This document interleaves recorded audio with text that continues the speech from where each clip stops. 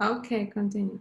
So it's recording. So again, uh, basically So, the first, yeah, what percentage of learning happens of like asynchronously, or however we can call it? I would say it's always more than 70%. It's always more than 50%, definitely.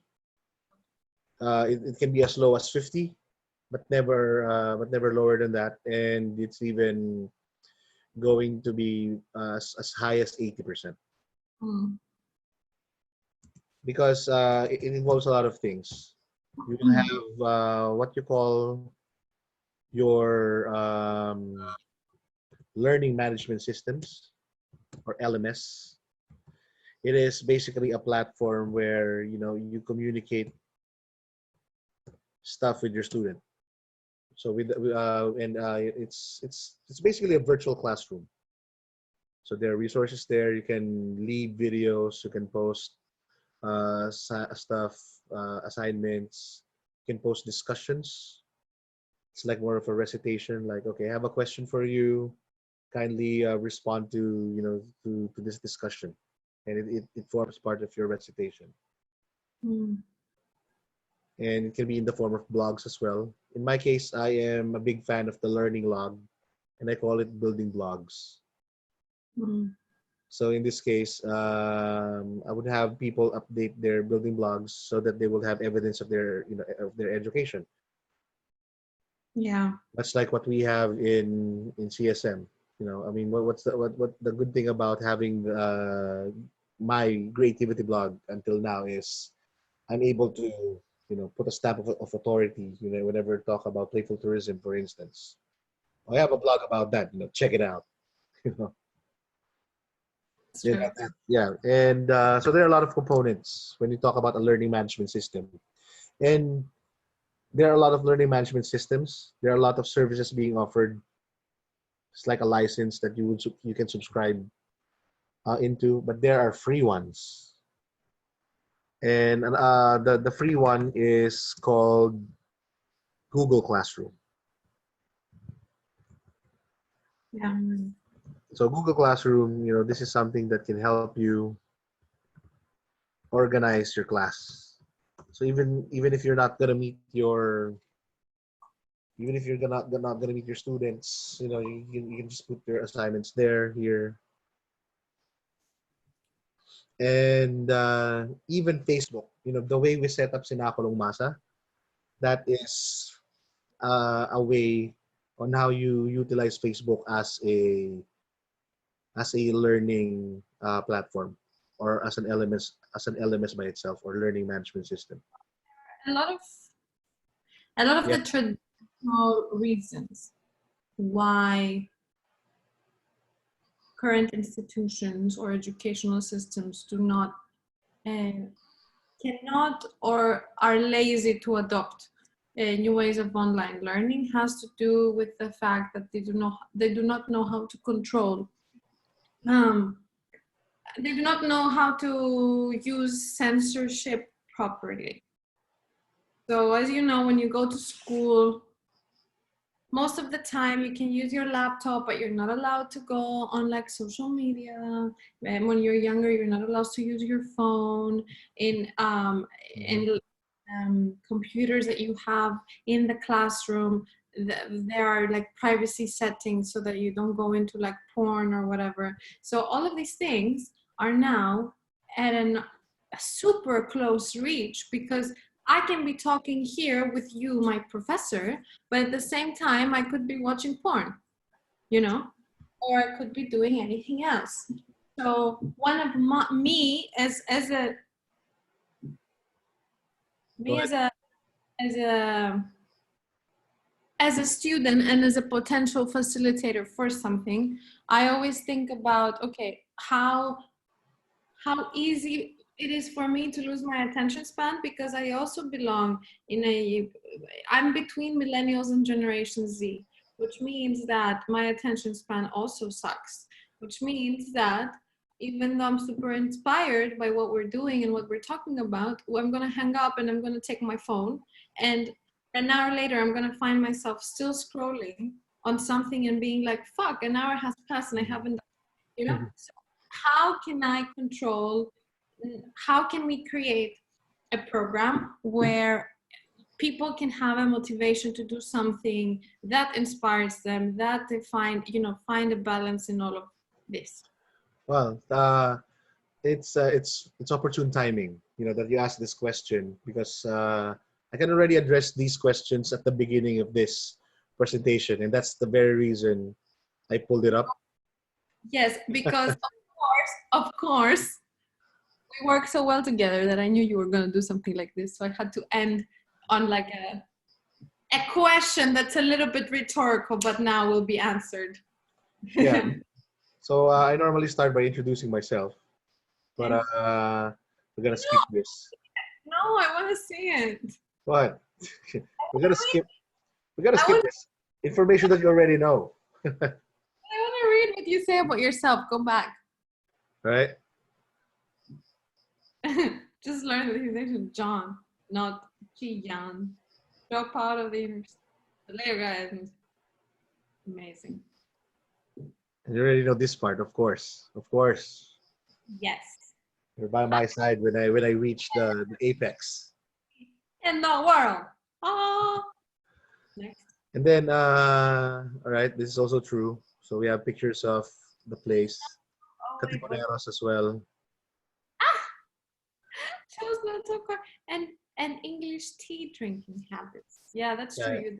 and I always say that, you know, it's overrated, because as far as I'm concerned, when I was in London, everybody's drinking coffee rather than tea. That's true. I did drink tea though, but I drank mocha a lot as well. Yeah, Right. yeah, same here.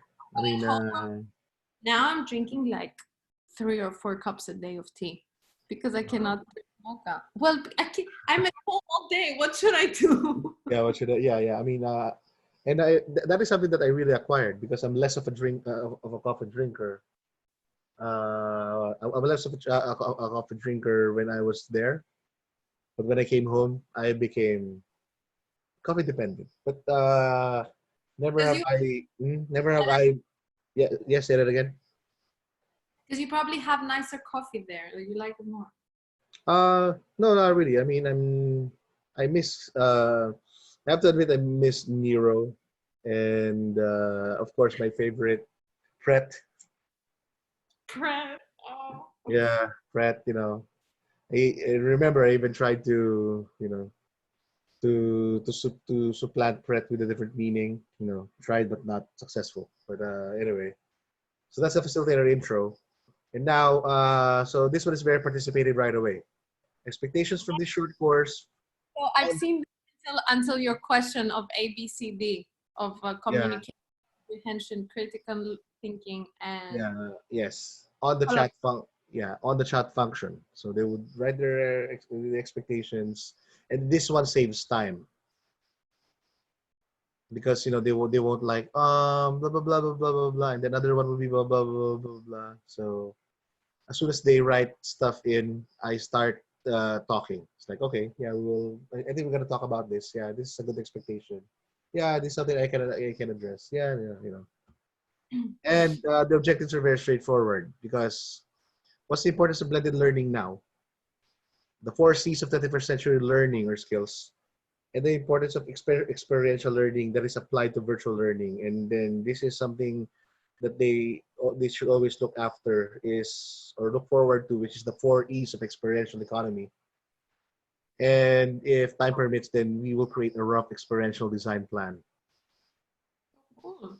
So my rationale is basically, this is what I always say. It's not about the freaking virus alone. I have been I have been evangelizing the evil, you know, evil, or the evil gospel long before, right? And you know that. And the reason is because of the second bullet. So even though traditional education may be slow to adapt or wouldn't want to adapt, they will have to, because technology is pervasive in our lives. Education is still primitive. And this is where I address the question, why do you keep on censoring, you know, or preventing the use of social media, of their own mobile devices or phones, or, you know, data? because it's again pervasive. It's gonna be there. Now instead of the principle that I would like, to be adopted is for you to integrate them into the learning. Like, so instead of me always being against technology, I will be integrative of technology. I can put my quizzes using Facebook. I can put this and that instructions. Maybe we can have a Facebook group, we can have chat and everything.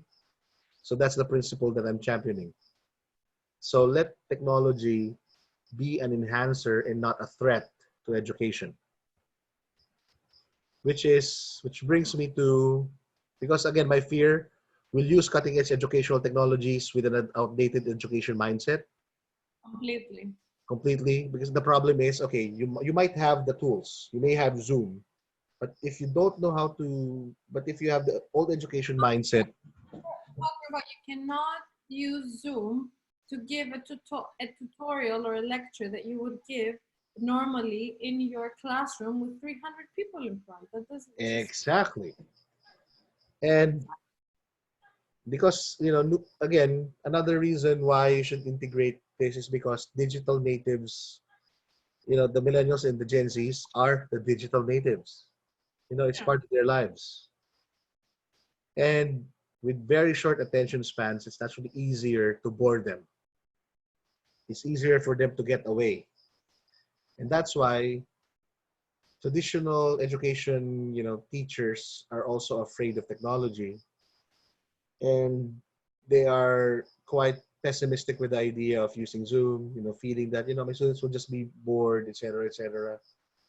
So again, it's not about the tools. It's about adapting to new principles. And that's why we're here.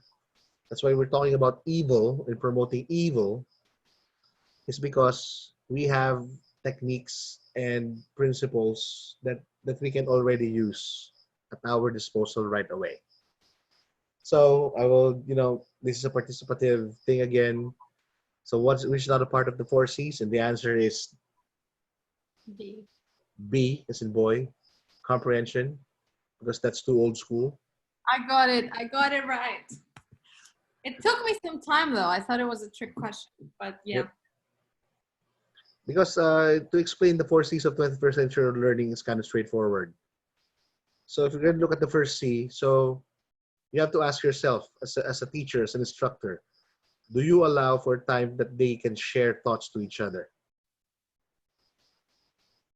Questions, ideas, and solutions. Or is it just you talking and them answering, and then them sharing with you answers and not, is it just very vertical? Because we're talking about horizontal now. We're talking about peer-to-peer. We're not just talking about teacher to learner. So are there enough opportunities to collaborate, working together to reach a goal? So it's not just working together to a project, but reach a goal. It's kind of different. When we talk about reaching a goal, working towards a challenge, like a hackathon maybe, And what about critical thinking? Is there a way to look deeply into the situation? What about creativity? Is there a way for them to create something new and original? So if the answer to all of your questions, to all of these questions with the 4 C's are yeses, and then that's great. Now, the only thing that needs, the only thing that's left for you to do is, if you're gonna look at the text below the slide, the goal is to maximize available free ICT or information communication technology to embody 21st century learning. So how do we do it?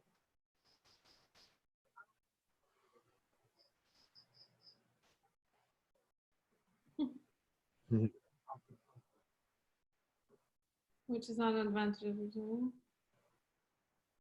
It's a rewarding.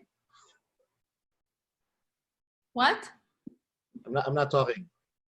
I think it's convenience, because convenience is such a bad word anyway. I don't know. Oh, okay. What was it then? Let me go back. Human interaction, was it? Yes. Yeah, but I really like human interaction. But it's not doesn't happen in human learning, in virtual learning. Okay, so the way I explain scalable is because obviously you can expand your classroom. Oh yeah, I understand that. Obviously, let's say repeatable, just like what we're doing right now. We're recording this session, so we can just conveniently send this over to China. And hey, Ning, this is my conversation with Consti, and listen. If we send it to you, fine. So yeah, Ning, yes, I'm in Wuhan, so it's very easy to send it to you. So, and when I say convenient, damn, I mean, I'm loving this. Really, for real. Like, I can switch from one meeting to another, very conveniently. It's like, okay, I'm going to drop out from this meeting right now because I have another meeting to attend. Oh, I have to go to this class, very easy breezy. And then you don't have to have a lot of preparation. All you need to do is just at least comb your hair at the minimum, and that's it. You know. And now the way I look at the disadvantages is something not to cry, to cry on or cry upon. When we say limited human interaction, that's true. There's no physicality, and this one, it says it cannot cope with thousands of students trying to join discussion, so it's not too participative. And this one is something that I don't believe in. It says that this is not meant for discipline that involves practice until it becomes permanent, or practice until you improve. So the way I look at these disadvantages is that these are more challenges rather than disadvantages. So the thing is, this is the reality. We need to use virtual learning or else we don't have an option. So I created a technique that would increase. I would not say that it can supplant human interaction, but it will increase human interaction, or at least engagement, and it will engage participation. And I could demonstrate that this is something that can be set up for disciplines that require a lot of practice or a lot of repetitions. And let me introduce you to my baby, the flipped inverse blended system, or FIBS. I So, understand why there is not a profession where you can just invent acronyms and names for things and just do that for the rest of your life. I mean, you like doing all this shit, but like deep down, your passion is is to come up with names. yeah. I know it is. So don't deny it. If there's only a way to earn from that, then yeah, please. Yes. Oh, you'd be a millionaire. All these names you would come up with for And, everybody. yeah, and then Joel School is starting to to adapt this as a real term. It's Fibs? yeah, it's becoming legit because it's a combination. Because it's a combination. It's simply a combination of at least flipped and blended. Because flipped and blended, they are both educational technologies or theories. When we say flip, it's obvious. Lectures are pre-recorded, so you assimilate the information before class. So it allows for more exercises and hands-on during live sessions. So that already answers the last bullet. There are more opportunities for practice and hands-on because you don't spend time or chunk of your time lecturing or inputting. And this also means that then participants do more, speak more. The mentors don't speak so much. So it's Yes. inverse. So that's why they are no longer called lecturers in the strictest sense. They're more of mentors and coaches or consultants. Okay. So there will be times. So literally, like in a basketball game, you can call for a timeout. You can call timeout. Then let's regroup. Hey guys, you suck. What's the problem? You know, it's almost something like that. The teacher becomes more, takes more of a consultative role rather than just talking and already oblivious if somebody is still listening or not. Right? Yeah. And besides, it's pointless. Again, there's the reality that attention spans are short, and it's easier to really board them using online lectures. Mm. So, this ICT is meant not for lectures, but really more of, talking or conversing. And that's why I'm inversing or reversing the roles. And blended means that resources are available on the, again, LMS like the Google Classroom and Facebook. So if you want paced learning activities, you just put everything there. Just like what we did in Sinakulong Masa, right? Like we just put instructions there. If you want to do this, if you want to watch this, then it's up to you. Just let me know if you did. So that's why I call it fibs. And it just took me a day to like realize that, hey, let's call it fibs. For real. Not even a day. It's just like a light bulb moment. Let's call it fibs. So how do we do that? So how do we use fibs to combine the 4 C's of education and actually integrate fibs? So fibs is in red, the 4 C's are in blue. So this is very linear and sequential. So students are asked to, students are asked to simulate design thinking notes because we apply this to design thinking. And then you should read articles, videos prepared. So that's where the blended and flipped class is. And then how we inversed it is during class, we immediately assessed what they know through group exercises. So this is how we include learning through failure and mistakes. So we surprise you with an activity, but that's in groups. How many people? Like 10 to 15, something like that, no? Say that again. How many people ideally are your students in this scenario? 10 to 20. 10 to 20, okay. Yeah, 10 to 20. Because we will talk about a little bit how to facilitate using Zoom. And then, so this is where the first C is established. You're already doing collaboration because this is a challenge. So without lectures, with different levels of understanding of the subject matter, you group together and solve this shit. And then if we're already starting to suck, there's the facilitator to act as a coach or consultant. He'll be ready. So communication becomes open. Communication becomes a dialogue instead of the traditional setup again where I just talk and talk and talk and talk and you just fucking listen. Yeah. So it becomes more of a dialogue. And learners and facilitators converge and discuss. So that's another form of communication. So it's more of group communication. It's more of social and group cohesion. And in this case, just like what I promised, more opportunities for redo, for repeats. So learning from mistakes is possible. So there's an opportunity for collaboration again.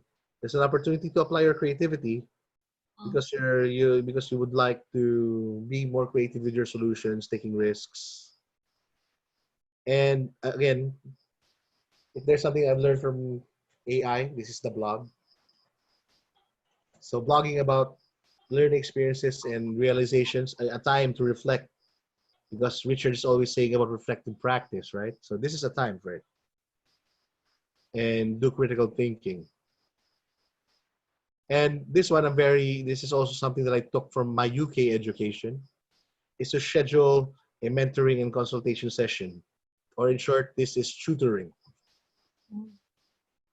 So again, we have coaches, we have mentors, and we have tutoring. So we already eliminated the need for lecturers that much because there are tons and tons of information available in the internet.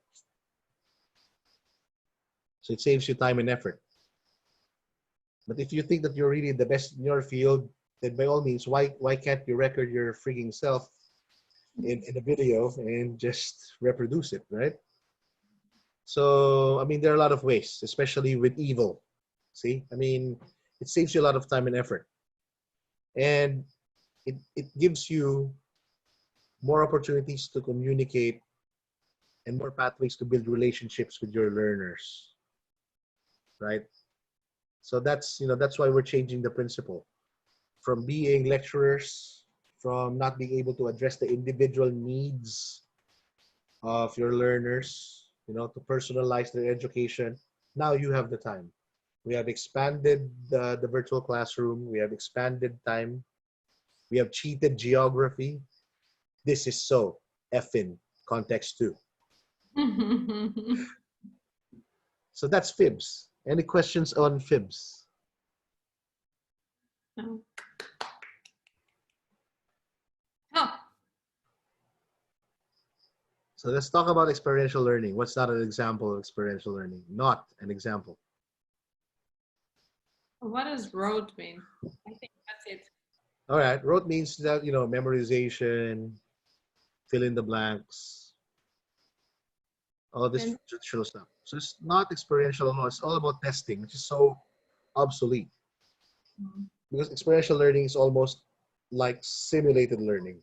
It's like learning by doing, learning through mistakes. And I have another, I have another, they say that the benefits of experiential learning is holistic, deeper insights, long lasting. Now, I'm going to show you.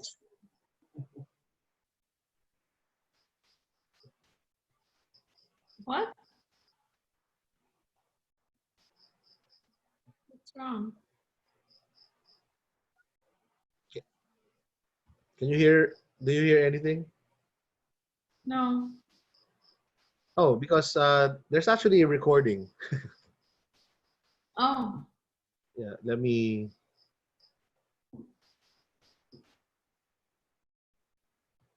yeah, this one. Oh, so you weren't able to hear it. I don't hear anything. Yeah, give me a second. I just hear your crickets. Experiential learning is defined as it is or is distinct from rote or didactic learning. Or rote is really more of memorization, very structured. Didactic means that it's banking system. What I mean by banking is it's the facilitator who knows everything, and it's assumed that the students know doesn't know anything. So it's like a bank. You know, you're depositing information or knowledge to your students. So that's the concept of didactic learning. In this case, experiential learning is active learning or versus passive learning. So we have a lot of examples. We have adventure learning, cooperative learning, service learning, situated learning. We have role play. We have case studies. In general, if you're gonna ask me what experiential learning is all about, I would categorize it by saying that experiential learning is really driven by the learner or the participant. It engages a lot of higher order thinking or the senses. It encourages learning by doing. It encourages learning by failing or learning from mistakes and a lot of experimentation, a lot of creativity. And so it is a learning that requires engagement of a lot of your senses as well. You know, you're not just using your eyes, your ears, your brain. You're using your bodies, your hearts, you know, etc., etc. You know, I can actually devote an entire um, module in itself if we're going to talk about experiential learning in detail. But for now, experiential learning is defined as it is or is distinct from rote. It repeats itself. Anyway, so this is the next activity. Let's compare. This is Exhibit A, and the topic is about washing your hands, which is very timely. So I want you to look at Exhibit A for 3 seconds. 3, 2, 1. Now I want you to look. Now experiential learning. I want you to look at Exhibit B. I hate this one so much. Oh, you've seen this before? Yes, it's very informational, but I hate it. Go on. Exhibit C. Oh yeah, that one is so good. Sorry. And Exhibit D. Oh, what's that? I don't know what that is. All right. Just to explain, it's pepper with water and with soap, and it Oh, illustrates. it's like this, and then all the particles move, and it shows how like the alcohol keeps stuff away. Yeah. Yeah. Now the question is, which of these exhibits are exhibiting the criteria, which is experiential learning? Which one involves So all of lear- the four options all belong to one or to two or to what? Oh well, well, you just have to, make. There's no single answer here. I mean, which do you think satisfy all the criteria? Because it's the criteria is basically which of these actively involve Yes. the learner, which of these So makes you reflect after doing or looking at it. Which of this necessitates the use of analytical skills to learn, and which of these possesses an urge for the learner to use decision making skills or problem solving. video 3 and 4, Say all that of the again. Are you uh, sure that's all four? no video. Okay, so video 3 with the red, Yep. uh, it's a very actively involved experience Why? because uh, I don't know. It's so cool. Well, because so I'm so bad at this. No, Mhm. but the thing is that I've seen image 2, right? Mhm. So you've seen it and it makes you want to try it as well, I guess, because it shows exactly all the steps, but it's very small and boring and informational, but it's boring. Oh, And you're missing one thing. It's a song. oh, I didn't know that. That's why I told you to go closely. Oh, Anyway, anyway, oh. you're not deducted any points for that. But as you can see, it's a I song. think okay. So that's cool. Okay, so that makes me actively involved because I'm gonna do it and sing and all of this. Yeah. Must reflect on the experience. I think the fourth one is a good one for that Mm-hmm. because I'm actively, even if I watch it or even if I do it, I will think about it. I will be like, wow, how does this happen? Blah blah blah. Yeah, and Must you would remember it upon reflection that you would remember the experience. But the third video as well. When the third video is quite shocking because maybe it's the third one. Okay, so it says must possess and use analytical skills to conceptualize the experience. Mm-hmm. It's a little bit the third one. I mean, in a way, they're using paint to conceptualize what is really happening. I think it's Yep. clever. We do that a lot in teaching and education to find similes or analogies Mm-hmm. to kind of explain the concepts in real life. So that's why I really like that one, because you can really see the full coverage and the full problem and how we actually do Yep. not watch. I really like that video a lot. Yep. Mass making a problem solving. Yep. And So yeah. So what about the fourth one? Which one would entail the use of decision making, problem solving? I don't know. Well, actually, it's the third and fourth one because it will present a challenge. Like for the fourth one, maybe it would say, "So, how do we clean the surface? How do we make sure that we don't have dirt to a certain radius or diameter?" Or the other one, how do we remove the red stuff? Then the red stuff or the red paint is is a representative of dirt or microbes or viruses, something like that. So it will require them to use to analyze and maybe try out some stuff like, okay, let us use alcohol, or maybe let's use soap and water, or maybe let's use tap water, or maybe alkaline water. Help, Yeah.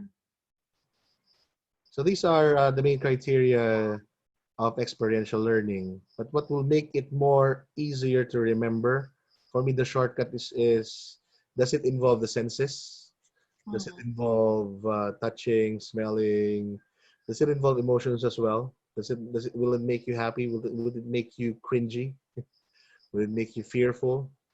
You know, if these are basically what the Bahay-Bahayan fundamentals is. You know, how Bahay-Bahayan promotes experiential learning is the involvement of the senses and the emotions. And informal education, the pop quiz talks about the 4 E's of the experiential realm. So which one is not an example?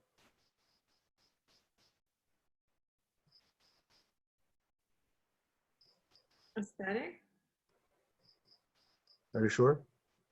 You wouldn't remember a beautiful thing or a beautiful sound or a beautiful music? I don't know, escapist. I don't know. Okay. And I don't blame people for always choosing escapist as well, because it always comes out as a very negative term. Oh, you're so good. I like escapist a lot. I don't understand what aesthetic means like that. Well, aesthetics is aesthetic. You know, I mean, it's all about the realm of arts. It's aesthetic satisfaction. Why is it without an A? Because they want to, because this is with E. I don't know, because it's interchangeable. So did you trick me into thinking one does not belong? Yes, I just did. Hello. So all E's are involved. So as you can see, the more you go into the right, the more it becomes participative or active. But nothing here is wrong. My secret sauce is basically finding a way to integrate everything, Right. especially in immersive theater. And we have the word immersion down there. So with immersion, there's an opportunity for you to escape. And when we say escape, forget your context, be decontextualized, and that happens if aesthetics are well placed. In my case, in the case of in the case of classrooms, in the case of virtual space, we're talking about the venue, we're talking about lighting, we're talking about the amount of darkness, and we're also talking about it's an opportunity for a time and space wherein when we talk about escapists, they forget what time it is, how the duration of the experience is sometimes forgotten. Sometimes you do believe that the characters that you're dealing with in this immersive play are for real. And if you remember, this guy from CSM called the CSM Legend played our game for 4 straight hours. So that's what we're talking about, immersion. And for entertainment, of course, there are a lot of entertaining values. So it depends upon the person, but again, it has a lot to do with the involvement of senses, with the involvement of emotions. So I would say that aesthetic falls. This is more of the senses part. Entertainment is more of the emotions part. And educational is, well, basically, if you're basically in every experience you learn something. So for me, educational is the easiest one to satisfy.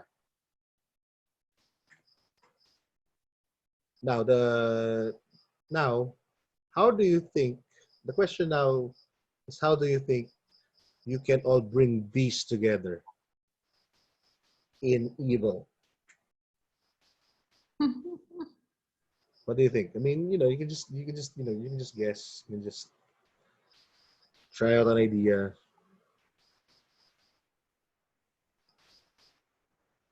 So you propose a plan, or what do you want me to say? Wow. Concept. Yes, yeah, a plan. There's a concept, right? You know what? Like the secret sauce? Create a learning event. And what is a Ooh. learning event? And you can relate to this very easily. A learning event for me should be treated as an actual event production. Hmm. So what's a learning event? Any planned and managed experience. So it's no different from an actual event, right? Or an event in general. But the learning event helps those involved learn new knowledge, skills, attitude, and behavior. So some examples are coaching sessions, experiential training course, workshops, team day away, team building, all learning events, right? So basically, everything has been covered already by fibs. Now to organize stuff, and in order to, okay, we know fibs as a principle, but how do you actually organize it? For me, I have created a plan or a canvas wherein you literally treat your classroom as a learning event or as an event production. And this has stemmed from my pet peeve, which is weddings. Look at the pictures you chose. I can't. Why are these my pet peeve? Or why is this my pet peeve? Simply because a reception has a complete set of all of everything a production requires. Lighting, ritual, costume, food, everything that is experiential is there. But what is always lacking is the frigging storytelling. So this is like a form of a warning. You might have everything already in place, fancy stuff, everything, lavish even, but without the element of storytelling and without the element of interaction or participation, this is all boring. So to put it simply, as a teacher right now, and this is a part where I always tell my audience. So whether you're a teacher, a trainer, or facilitator, you need to wear different hats. You need to, at first, during the first half of our conversation, you need to have the hat of an instructional designer. Now I'm asking you to become an event manager. So you're not only a teacher, you're not only a coach, you're not only a mentor, you are also an event manager and an instructional designer. So what do event managers have? Event checklists and something that I call, which is event beats. Cool. So what I do is I just prepare my the lessons to become like an event. So there's a pre-event, a prologue, a during moments, a main event, a finale, and an epilogue. This is so method, by the way. So Mhm. theatrical. But Like it's for okay. instance, like for Yeah, I love instance, on the pre-event, before the online course starts, create an online FB group or an LMS, update contact information, and start engaging your participants to the course using the group. Pre-event is also used to provide the login information, establish the themes. Should your people be wearing costumes? Should they be bringing props? And you should also prepare the lesson examples and related to theme. You provide advanced reading designs and materials, yada yada, articles. Prologue should have a blockbuster introduction. Check if everything is working on their end. So, this is all of these are easy breezy. Dude, okay, but can you like This is acting up. I'm sorry. it's like I know it's late for you, but thank No, you. I mean, this is acting up. This PowerPoint presentation. Okay, prologue. Aha moments. All right, because we're connecting after these people have already seen the recording. So now it's about like there's a moment of sharing and whatever. Yeah. Okay, so go on. See, this is acting up. I'm just pressing the button once and Here. skipping. It's broken into 5 to 8 minute segments. Pause and ask questions or clarifications using chat. Be sensitive to icons, raise hand, etc. Use poll function or icons for class. Cool. Right. And the good thing about Zoom, in case you don't know, is the best use Zoom function for facilitating group and mentoring sessions is what? What do you think? Maybe the poll. We have the breakout rooms. What are breakout rooms? Oh, you create packets of rooms and you assign people so that they can do their group works, without being disturbed. Wow, that's so smart. Yeah. Wow. So what I do as facilitator is just visit the breakout rooms one by one to check on them. So people check So people get in this meeting, for example, and then you can divide them into fours or whatever. Oh, divide them into as many as like 8 to 10 groups if you want. I understand, but like you are the one who does it, or do they do it? I know I do it. And how do you do it? Okay, so let's go to a breakout room.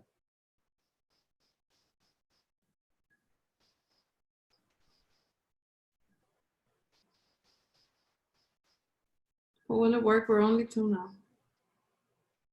Yeah.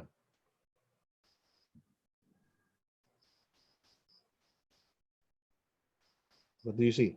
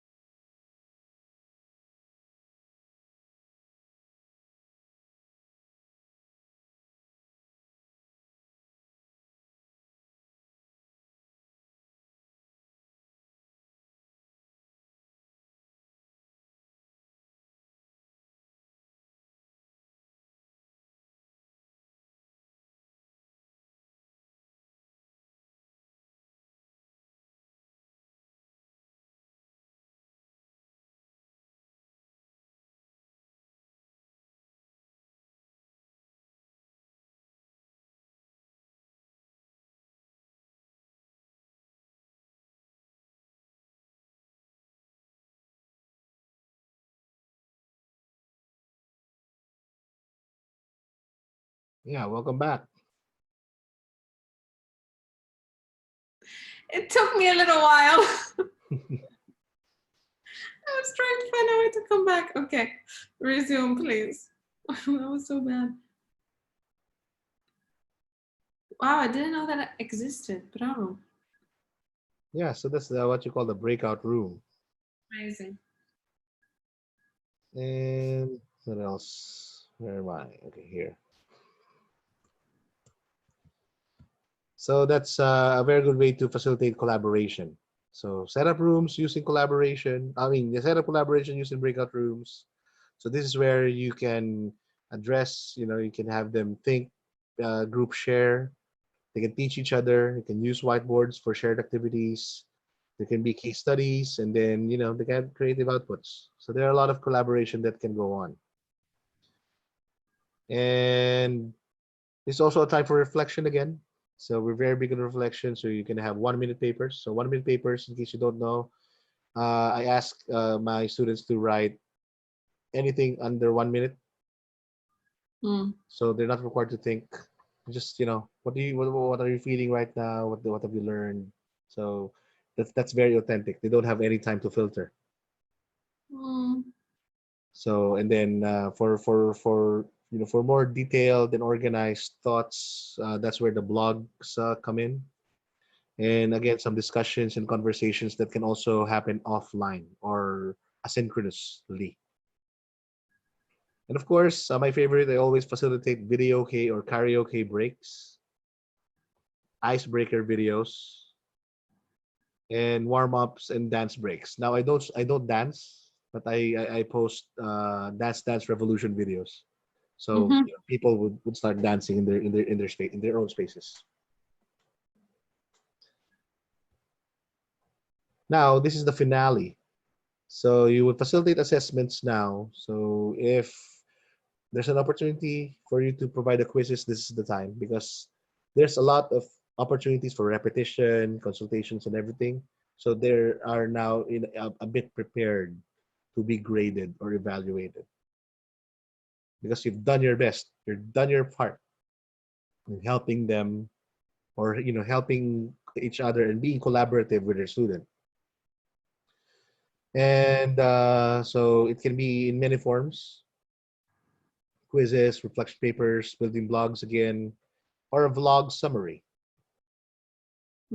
especially for students who are quite narcissistic, or TikTok maybe.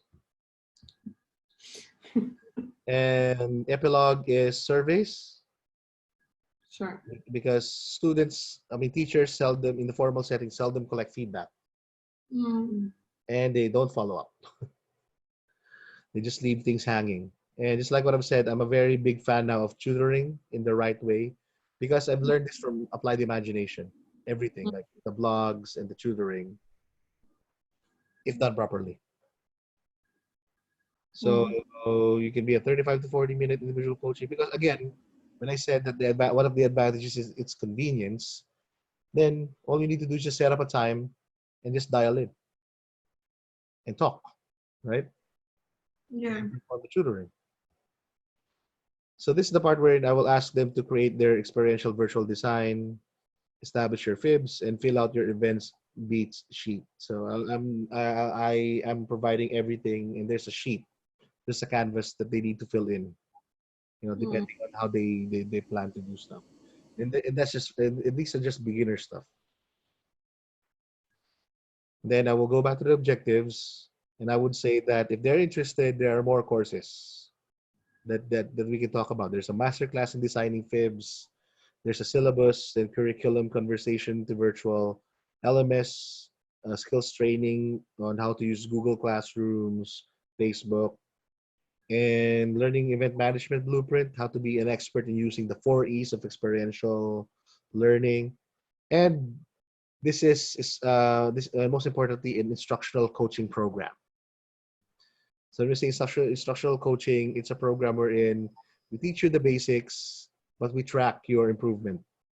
We don't just give you training and then you run. No, we monitor you and we make sure that you make the most out of the training, and then you become very comfortable with EViL, or in being EViL. Now it's a brand. Another offering is creativity and applied imagination for business and organizations, because I'm starting to develop a module on that. Yeah. And using game design techniques for education, especially my favorite, role play based learning for training, team building, and formal education. So basically, I was successful in transforming or in transitioning the bahay-bahayan principles to EViL.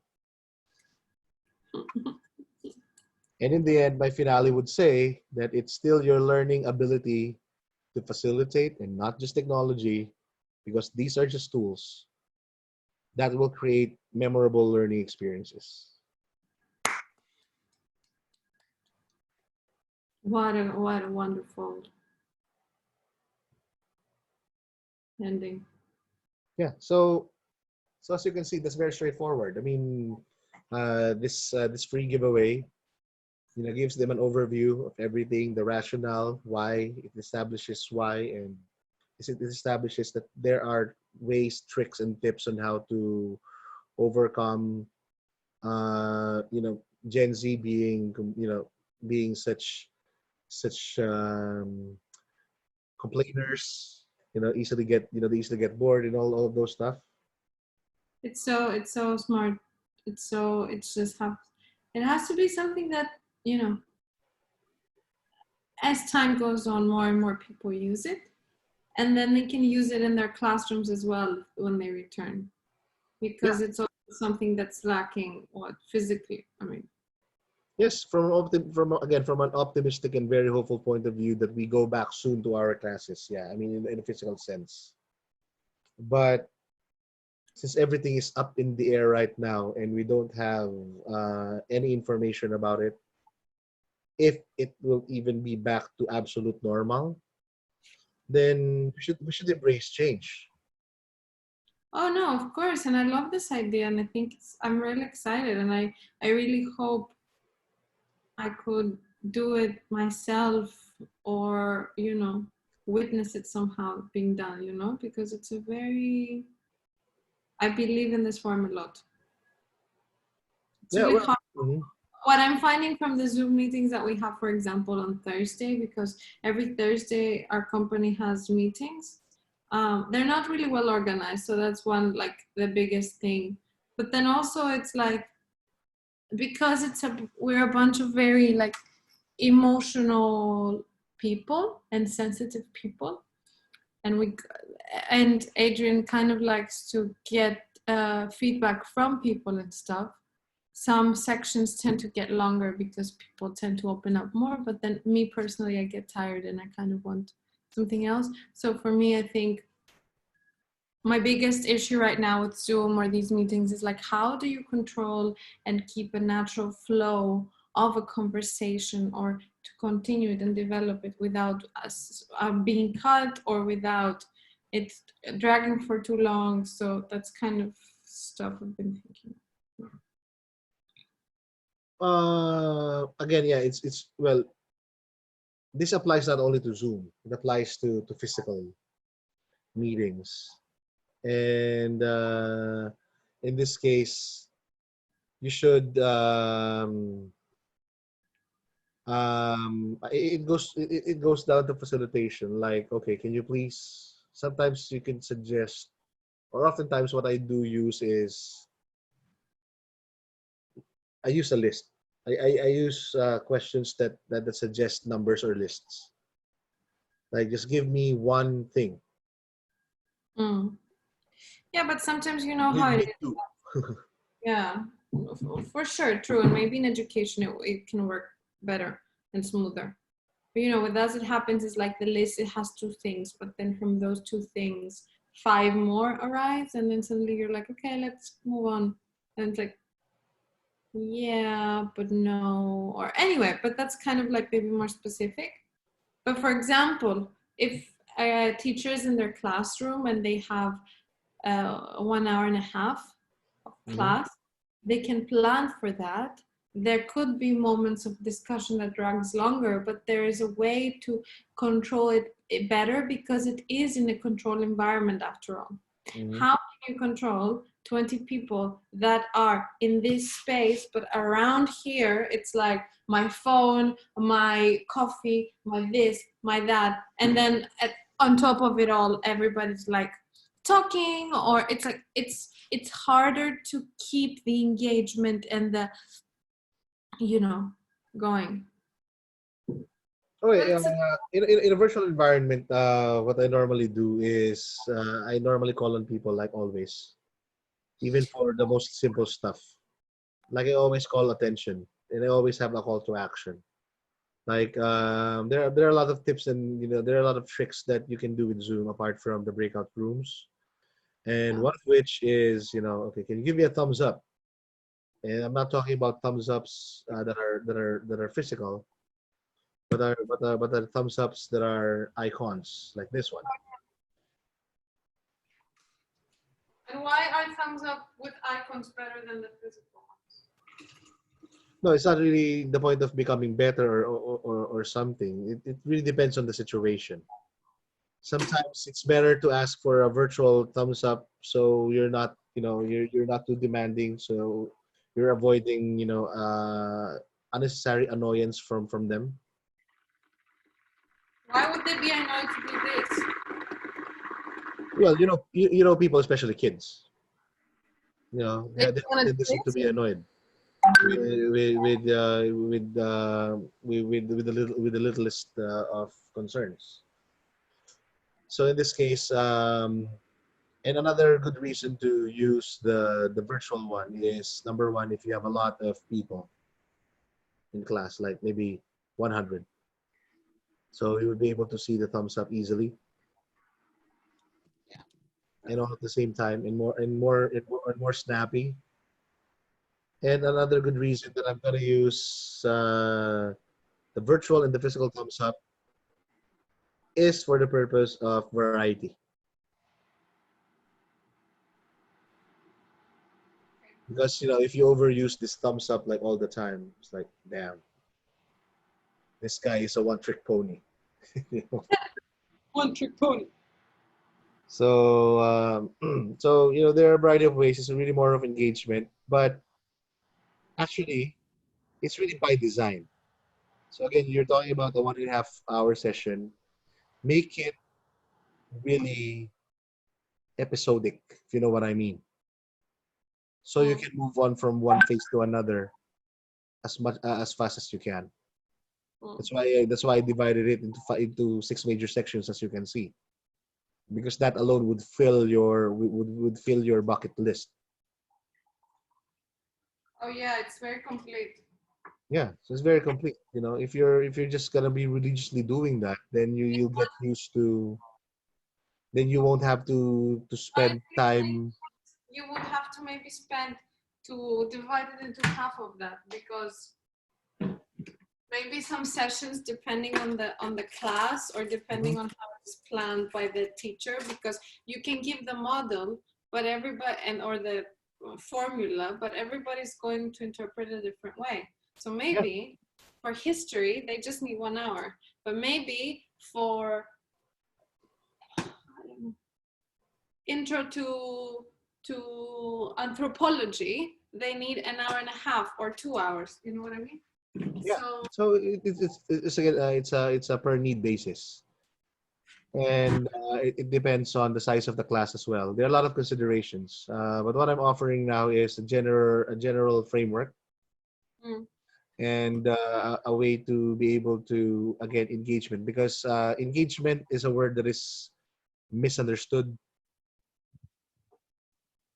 Basically, experiential engaging virtual learning is, it's basically very misunderstood, because when they say engagement, they think it's all about addressing boredom, or being able to delight, or making your audience laugh. You know, these are just the symptoms of engagement, but engagement really is more complex or more profound than that. Engagement is building relationships. So engagement is not just about interaction, not about the number of times that you're talking and conversing over video, but engagement is really by design. Like in this case, if you set up tutoring sessions, then you allow for that person to really talk to you on a much deeper level. mm, correct. And if you're setting up for group communication or coaching sessions within the synchronous sessions, so that's also how your relationship goes inside the live session. But you can have another live session that is just solely for that person or for that particular student. So that is what I mean by, and this is these are one of the clear points when I promote EViL, is that you literally extend and expand your classroom space and time.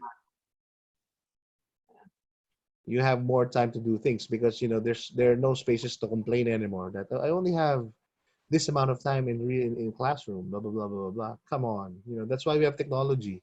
We expand our capacities. Mm. So in this case, you have now the capacity to do this and do that.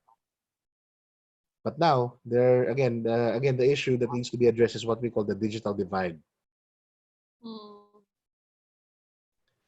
and that's the reason, on our own, we're trying to use as much free technology and free and available technology as much as possible. That's also the kind of gospel that we're trying to preach. Like, come on, everybody's using Facebook, let's use Facebook. Everybody's using Google, let's use Google. Everybody has a Gmail, let's use these Gmail accounts. And for those who cannot afford the bandwidth for Zoom, then let's provide YouTube, for instance. Let's just record our stuff, let them access it on YouTube or on Facebook. And then maybe what we can do is go back to the traditional phone calls for engagement. Mm. This calls for a lot of being resourceful, because digital divide is an economic issue. So the more, It's not uh, that thing we can solve in 2 months. yes, so the more creative we become and the more resourceful we become in addressing these gaps, the better. And this is the reason we are offering our services, because we can facilitate this for, we can have this, for them to try it out, and then sooner or later, that's how we gain business. So what do you think? I'm really on board with this. I really like the way, I mean, it's a very good pitch. Congratulations. It's a very well thought out formula or model or, you know, method. And I really want to talk, not now, in another time when I will have done also my research further, and I will also have read more stuff and maybe hopefully bring you some insight on Spain or Greece or something, then we can talk a little bit our business plan in terms of where would it be beneficial to pass it. Because out of the top of my head, I have some things that I can do already. But our goal is also to get money from this, right? I don't want